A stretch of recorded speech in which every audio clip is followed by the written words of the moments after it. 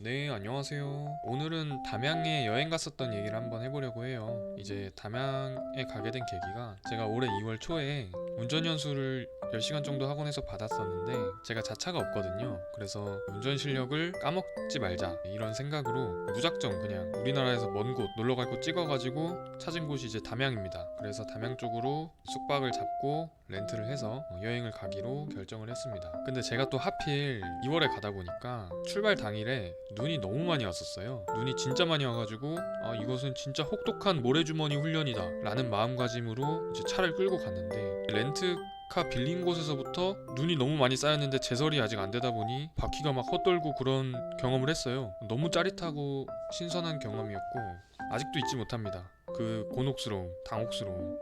그래서 이제 차를 어찌저찌 끌고 가서 난생처음 고속도로도 타보고요. 그래서 가는데 한 3, 4시간 걸렸던 것 같아요. 담양 여행하면은 가장 유명한 데가 중록원, 대나무 숲이죠. 대숲인데 중록원을 가기 전에 그 앞에서 밥을 먹었어요. 담양에 이제 유명한 음식이라고 하면 대표적으로 떡갈비가 있는데요. 그래서 옥빈관이라는 식당에 가갖고 떡갈비를 먹었어요. 혼자 여행을 간 거다 보니까 혼밥할 수 있는 데가 생각보다 많지가 않더라고요. 그래서 혼밥할 수 있는 곳 위주로 이제 찾아서 식당을 갔고 떡갈비는 대부분 2인 이상 시켜야 되는데 여기 옥빈관은 흔쾌히 1인도 맞아주셔서 다행히 여기서 밥을 먹을 수 있었습니다. 네, 그래서 저는 한우 대통밥 정식을 시켰어요.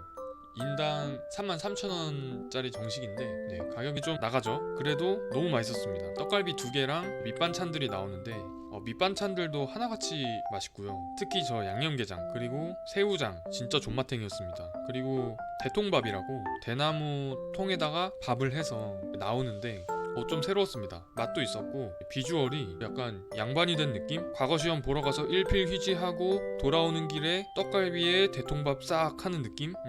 그 정도로 굉장히 비주얼이 좋았습니다. 대통밥을 먹고 대나무통은 기념으로 가져올 수 있긴 했는데 식당에서 제 밥그릇 들고 오는 것 같아서 좀 느낌이 묘해서 그냥 식당에 놔두고 왔습니다. 그 다음으로 중록원을 갔는데요. 앞에 보니까 담양은 벤치도 대나무로 되어 있더라고요. 좀 신선했습니다.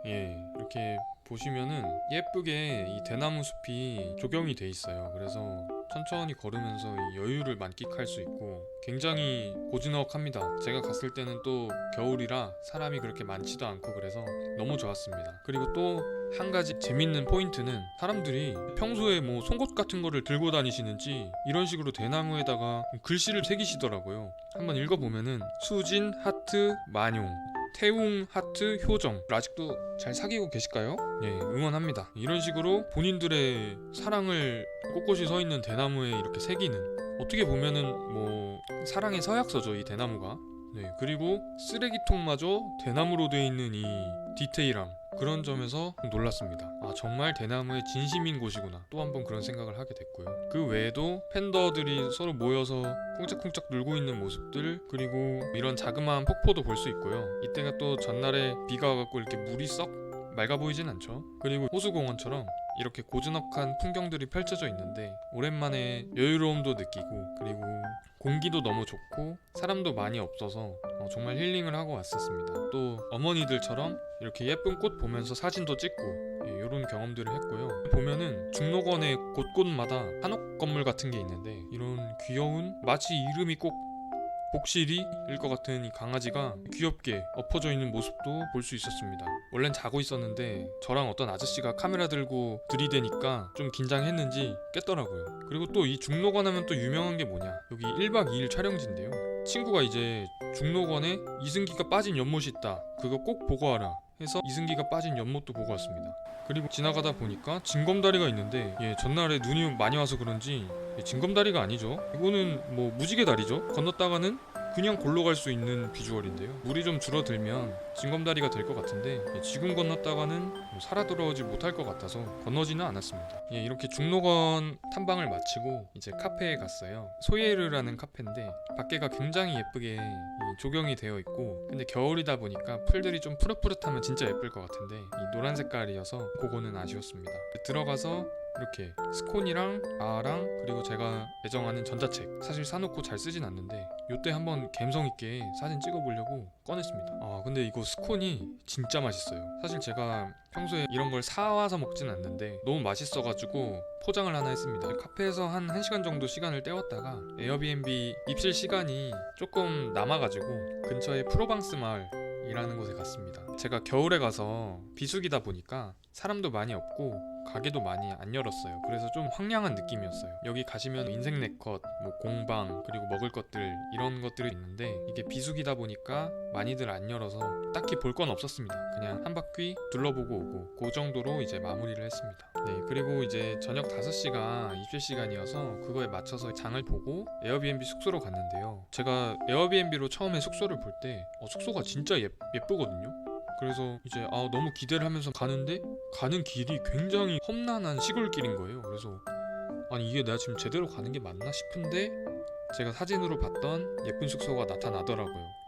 이 에어비앤비 숙소 사장님이랑 이제 만나서 하이파이브 한번 하고 이제 들어와서 숙소를 보는데 너무 코지한 게 좋았습니다. 이때 비가 와갖고 바베큐를 할 수 있을지 걱정이었는데 다행히 비가 많이 오진 않아서 이제 사장님께서 불을 피워주셨고요. 보통 이제 펜션 갔을 때 그런 바베큐가 아니라 진짜 바베큐 그릴을 갖고 계시더라고요, 사장님께서. 그래서 너무나 색다른 경험이었습니다. 이런 식으로 고기가 뻘뻘뻘뻘 구워지고 있는 모습도 볼 수 있었고요. 접시에 담아 야무지게 혼밥했습니다. 사장님이 술도 모으시고 그리고 술 관련 회사에서 일을 하셨다고 하더라고요. 그래서 하이볼도 한 잔 타주셨는데 기깔나게 맛있습니다. 제가 먹어본 하이볼 중에 거의 3손가락 안에 든다. 그 정도로 맛있었습니다. 그리고 이제 여기가 진짜 조용해요. 완전 구석에 있는 숙소다 보니까 밖에 나가면은 제 숨소리밖에 안 들려요. 제가 살쪄서 내는 그 숨소리 있잖아요. 이런 소리밖에 안 들려요. 그래서 이제 밖에 나가서 적막함도 좀 느껴보고 이렇게 지붕에서 떨어지는 빗방울들 보면서 사색에도 잠겨보고 그런 좋은 시간을 보내고 왔습니다. 그리고 이제 다음날 아침에는 근처에 유명한 순댓국밥집이 있다는 추천을 에어비앤비 사장님한테 받아가지고 아침을 이제 국밥으로 해결을 했는데요. 보시는 바와 같이 피순대입니다. 기똥차게 맛있어요. 이제 제가 갔을 때는 한 10시 반? 11시 그쯤이어서 사람이 없을 줄 알았는데 생각보다 사람이 많았습니다. 그 정도로 이제 맛집이고요. 이제 밥을 다 먹고 나서 근처에 베르제르당이라는 카페가 있어요. 옛날 결혼식장 건물을 카페로 리모델링한 그런 카페인데 건물이 이제 카페 건물이 있고 그 다음에 미술관처럼 꾸며놓은 건물이 있어요. 그래서 여기도 마찬가지로 뭐 봄이나 여름 그쯤에 왔으면 이제 푸릇푸릇한 풀들이 좀 자라서 조경이 되게 예쁠 것 같은데 겨울이라 그런지 조금 느낌이 황량합니다. 그래서 보시면은 이런 식으로 인테리어가 되어 있고요. 저는 여기서 소금빵이랑 시켜가지고 먹었습니다. 생각보다 뭐 맛있다 이런 건 없었고요. 그냥 카페 조경을 구경하는 느낌으로 놀러 갔다 왔습니다. 보시면은 약간 좀 황량하죠? 느낌이. 근데 여름 되면 진짜 예쁠 것 같긴 해요. 베르제르당 안에 미술관 같은 곳이 있다고 했는데 거기도 좀 구경을 해봤어요. 1층은 작품들이 전시가 돼 있고 2층 가보면 옛날 결혼식장 인테리어가 있더라고요. 그래서 여기도 구경을 해봤습니다. 그리고 드라이브도 할 겸 한 차로 한 20분 정도 떨어져 있는 섬진강 미술관이라는 곳에 갔는데 네이버 지도로 봤을 때는 여기가 지금 열고 있다고 했는데 막상 가보니까 미술관 관장님께서 출장을 가셔가지고 미술관이 닫혀 있더라고요. 그래서 그냥 근처에 이제 천에 물이 쫄쫄쫄쫄쫄 흐르는 것도 보고 그 다음에 돌담 전문가들이 쌓은 돌도 보고 뭐 여기 주차장에서 주차 연습도 해보고 그러다가 돌아왔습니다. 이제 전체적으로 후기를 좀 종합을 해보면 컨텐츠들은 굉장히 마음에 들었고요. 다만 이제 날씨가 비도 오고 그리고 2월 겨울이었고 그러다 보니 좀 삭막한 느낌이 없지 않아 있었어요. 그래서 이제 담양에 가실 분들은 한 4월부터 10월 사이 그쯤에 가면은 진짜 좋지 않을까 그런 생각을 해요. 되게 예쁘게 꾸며놓은 대형 카페들도 많고 식당들도 다 너무 맛있어요. 숙소는 사실